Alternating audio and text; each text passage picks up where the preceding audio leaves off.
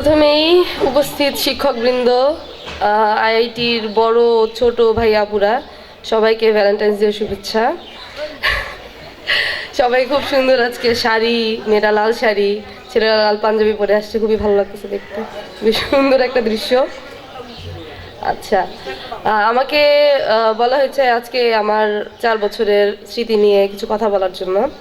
তো তা শুরু করার আগে প্রথমেই আমি আমার 5th ব্যাচের যে ভাইয়া আপুরা তাদেরকে আমি একটা থ্যাঙ্কস দিতে চাই, কারণ তোমরা এত সুন্দর একটা আয়োজন করেছো আমাদের জন্য। আইআইটিতে এবার এটাই প্রথমবারের মতো আমরা এরকম একটা কিছু দেখছি, ফ্রেশার্স রিসেপশন অ্যান্ড ফেয়ারওয়েল। তো খুবই ভালো আয়োজন, সবাই অনেক কষ্ট করেছো, দেখেছি কয়েকদিন অনেক। তো অনেক থ্যাঙ্কস সেজন্য, এত সুন্দর একটা প্ল্যাটফর্ম দেওয়ার জন্য আমাদেরকে, আর আমাদেরকে বলার সুযোগ দেওয়ার জন্য ধন্যবাদ। তো আমার স্মৃতি নিয়ে যদি বলতে হয়, আইআইটির শুরুতে আসলে খুবই অদ্ভুত ছিল। আমি কখনো চিন্তা করি নাই আমি আইআইটিতে আসবো বা ঢাকা ইউনিভার্সিটির একটা অংশ আমি হব। সবসময় থেকে ছোটোকাল থেকে আমার আসলে মেডিকেলে যাব এরকম একটা চিন্তা ছিল। সো কীভাবে জানি ভেসে চলে আসছি খড়কুটোর মতো। কিন্তু আসার পরে এখন আমাকে অনেকেই জিজ্ঞাসা করে যে তুমি এটা কীরকম ডিসিশন ছিল, তুমি মেডিকেলে ভর্তি না হয়ে তুমি আইটিতে চলে আসলে, এটা কেন বা কিভাবে তুমি এটা করলা। এখন আমি তাদেরকে বলবো এটা আসলে খুব বড় একটা গডের একটা হাত ছিল এর উপরে, যে আমি এত ভালো একটা জায়গায় আসছি। এর চেয়ে ভালো কোনো কিছু আমার লাইফের আসলে হতে পারতো না। এটা আমার লাইফের শ্রেষ্ঠ ডিসিশন ছিল, এবং এটা আসলে আমি এখন দেখতে পারি আমার জীবনটা আসলে এখানে আসার জন্য কতটা সুন্দর হয়ে গেছে, কত সুন্দর একটা পরিবেশে, কত সুন্দর একটা জায়গায় আমি বড় হয়ে উঠলাম। খুবই ভালো লাগে চিন্তা করলেই। আর প্রথম দিনের অভিজ্ঞতা যদি বলি, আমাদেরকে জেরিনা ম্যাডাম একটা কথা বলেছিলেন যে তোমরা মনে করো যে তোমরা কিন্ডারগার্টেনে ভর্তি হলা। তো ফার্স্টে আমরা খুবই আনন্দ নিয়ে আসছিলাম যে ও ওয়াও, ভার্সিটিতে উঠে গেছি, ভার্সিটিতে আসবো, আনন্দ করব। তো ম্যামের কথাটা শুনে আমরা একটু হয়ে গেলাম যে কী ব্যাপার, কিন্ডারগার্টেনে ভর্তি হবো, এটা কি বললো। পরে আসলে এটা হারে হারে আমরা টের পাইছি, কিন্ডারগার্টেনই ছিল। সকালে আসো, সারাদিন থাকো, সন্ধ্যা পর্যন্ত ক্লাস করো।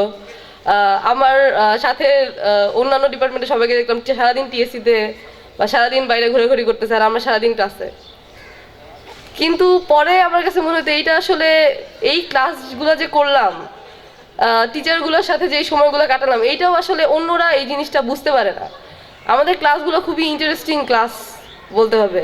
মানে জোয়ারদার স্যারের মজার মজার উক্তি, দেন কবির স্যারের গান গাওয়ানো, অন্যান্য স্যারের তাদের এক্সপিরিয়েন্সের শেয়ার, সব খুবই মজার ছিল ক্লাসগুলো আসলে। আর একটু আগেই হাবিব ভাই বলতেছিল কবির স্যারের সেই ক্লাসের গান গাওয়ার অভিজ্ঞতা নিয়ে। তো এটা নিয়ে আমারও একটা অভিজ্ঞতা আছে। আমি আর তানিম একদিন লাঞ্চে বাইরে গেছিলাম খাওয়া দাওয়া করতে। তো সবাই ফিরে আসছিল, আমাদের ফিরতে একটু লেট হয়ে গেছে, প্রায় আধা ঘন্টার মতো লেট হয়ে গেছিলাম আমরা। তো ঢুকে দেখি আল্লাহ মাশাল্লাহ, কবির স্যার দাঁড়ায় আছে, সে আজকে আমাদের দিয়ে গান গাবে। আচ্ছা, ভালো কথা। এখন গান না গাইলে আমাদের আবার 50 টাকা বেড়ে গেছিল, ভাইদের সময় 50 টাকা করে ছিল, আমাদের গান না গাইলে 100 টাকা। তো 100 টাকা দিতে হবে নাহলে। আচ্ছা, এখন কি করব, আমি গান গাইতে পারি না, আমার গানের গলা খুবই খারাপ, তানিমেরও একই অবস্থা। তো কি করব, শেষ পর্যন্ত তানিম যেটা শুরু করলো, সে বাংলা অ্যাড দেওয়া শুরু করলো। হ্যাঁ, হাতে কি বলো দেখি, কি কি চকলেট মিষ্টি। সো সে এগুলা বলা শুরু করলো। আমি তো কনফিউজ হয়ে গেলাম, আমি এখন কি করবো। আমি ভাবছিলাম এগুলো কিছু করবো, কিন্তু ও করে দিছে, এখন আমার কি করার আছে। শেষ পর্যন্ত আমি হিন্দি একটা সিনেমার একটা অংশ আছে, এক চুটকি সিন্দুর, ওই অংশটা আমি করছিলাম। তো খুবই ইন্টারেস্টিং একটা টাইম ছিল এটা, খুবই। আমার ফ্রেন্ডরা অনেক মজা পাইছে, আমি অনেক মজা পাইছি কাজটা করে। সো এরকম অভিজ্ঞতা এক একটা ক্লাসের। আর এমনিতে আরও অনেক ভালো ভালো অভিজ্ঞতা আছে। যেমন আমি আমার ব্যাচটাকে বলবো, আমাদের ব্যাচটা মনে হয় আইটি সবচেয়ে ডাইভার্স একটা ব্যাচ।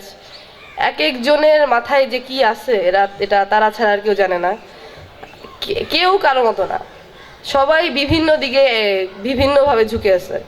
কেউ আইটির দিকে ঝোঁকা, কিংবা কেউ ওই যে আমাদের অ্যামিল, সে কোচিং সেন্টারে সারাদিন থাকে, আইটির প্রতি তার কোনো ভালোবাসা নাই।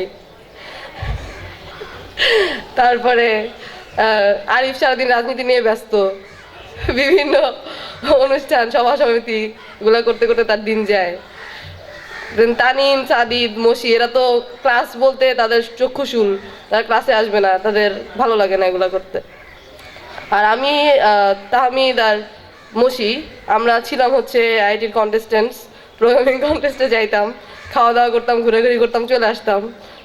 অ্যাচিভমেন্ট বলতে তেমন কোনো অ্যাচিভমেন্ট ছিল না, খালি ফার্স্ট ইয়ারে আমি তো আপু আর খালেদ আপু একটা ওমেন কন্টেস্টে যে 6 পজিশন নিয়ে আসছিলাম, এছাড়া আর কোনো তেমন কোনো কিছু ছিল না। তারপরেও আমরা যাইতাম, প্রতি বছরই যাইতাম, যে কোনো কন্টেস্টে যাইতাম, যত ছোট বড় যত ধরনের কন্টেস্ট আছে সব জায়গায় যাব, খাওয়া দাওয়া করবো, কোনো প্রবলেম সলভ করবো, চলে আসবো, এই ছিল মোটো।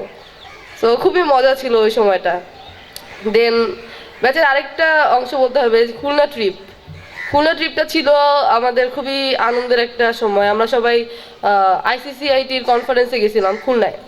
তো ওইখানে আমি আমাদের স্যারদের আরেকটা চেহারা দেখতে পাই। সাকিব স্যার তো ফিরে আসার সময় বলে দিছিল যে খুলনার সাকিব আর ঢাকার সাকিব কিন্তু এক না।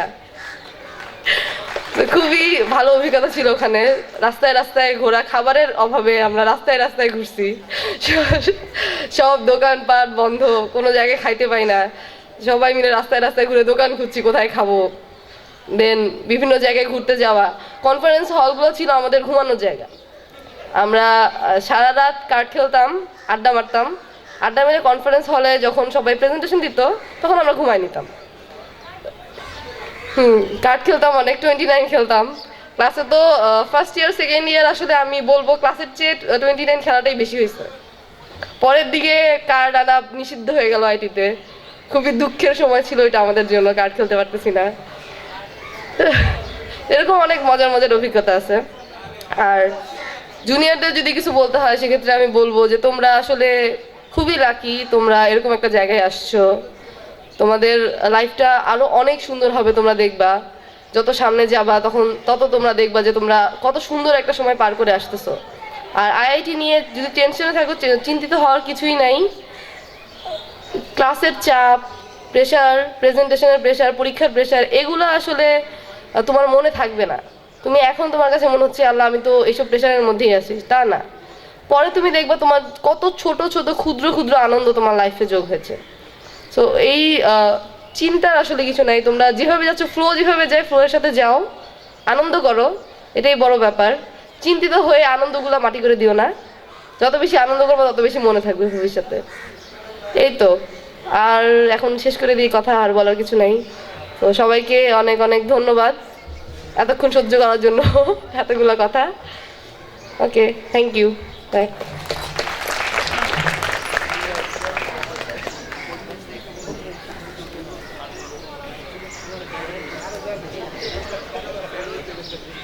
এবার আলম কি এখন স্যার বুঝি স্যার নাকি আসতেছে